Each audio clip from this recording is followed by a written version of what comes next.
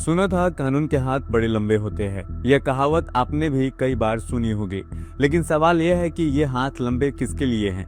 सिर्फ आम जनता के लिए या उन अपराधियों के लिए जो पुलिस की नाक के नीचे से करोड़ों की चोरी कर ले जाते हैं? दोस्तों, इन दिनों बिहार के गोपालगंज जिले का थावे मंदिर चर्चा का विषय बना हुआ है। मंदिर में करोड़ों रुपए की चोरी हो गई है, लेकिन अभी तक चोर प्रशासन के गिरफ्त से बाहर है। अपराधी अब भी बेखौफ घूम रहा है। नमस्कार, मेरा नाम है मनीष कुमार और आप देख रहे हैं नवाचार भारत।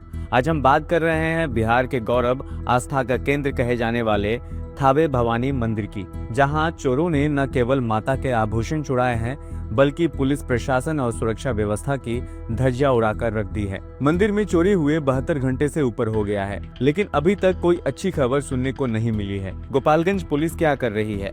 क्यों अभी तक चोर नहीं पकड़ा गया है?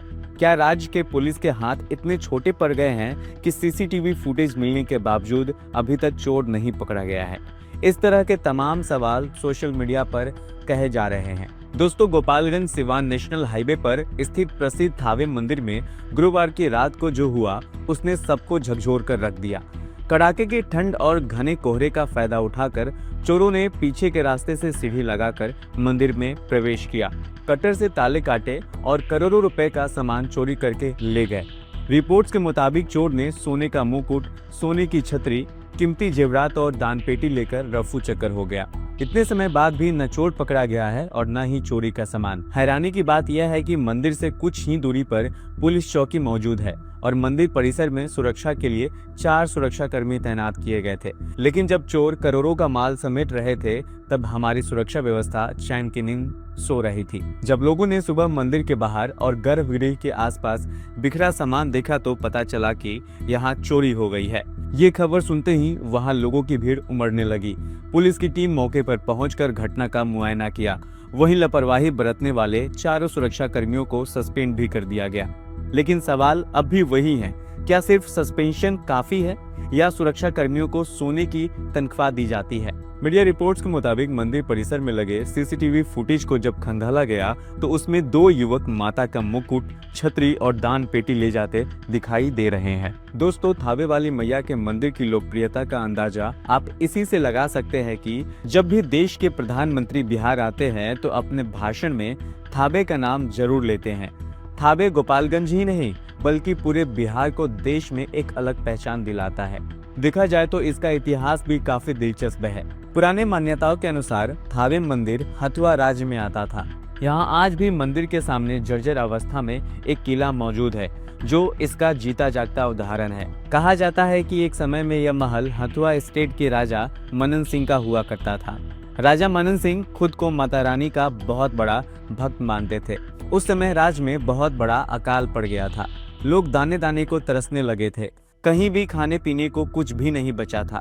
उसी राज्य में एक हर्षु नाम का भगत रहता था।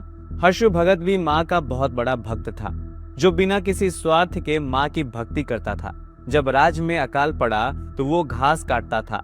जब वो एक दिन घास काट के घर लेके आया और सुबह उठकर देखा तो वो अनाज का रूप ले लिया था। धीरे धीरे ये बात पूरे राज्य में फैल गया। राजा मनन सिंह ने जब ये बात सुना तो उन्होंने हर्षु को बुलाया और कहा कि माता को यहाँ बुलाओ। हर्षु ने राजा से कहा कि जैसे ही यहाँ माँ आएगी वैसे ही यहाँ सब कुछ तहस नहस हो जाएगा। लेकिन फिर भी राजा मनन सिंह नहीं माने और मजबूरन उन्होंने माता को बुलाने को कहा। हर्षु भगत के आवाहन से देवी माँ कामाख्या से चलकर पटना और सारण के आमी होते हुए थावे पहुंची। जैसे ही माता का आगमन हुआ वैसे ही राजा मनन सिंह का महल गिर गया और मनन सिंह उसी में दबकर मर गए।